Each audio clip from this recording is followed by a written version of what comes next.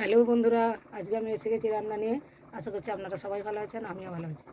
তো দেখুন, বেগুন, টমেটো, নুন, লঙ্কা আর রসুন সব কড়াই দিয়ে নিয়েছি। এগুলো জল দিয়ে সেদ্ধ করব। কড়াই জল দিয়ে নিচ্ছি, গ্যাসটা চালানো হয়। গ্যাসটা চালিয়ে নিই, দিয়ে ঢাকনা সেদ্ধ হোক।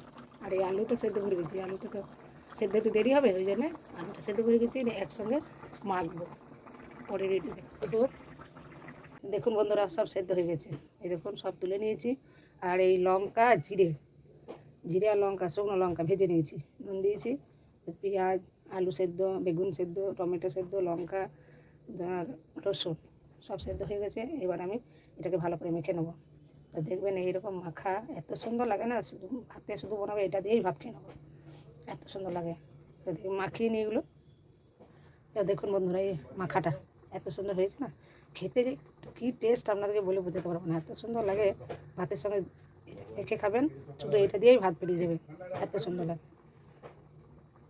তা আপনারাও এইভাবে বাড়িতে বানিয়ে খাবেন, খুব সুন্দর লাগে।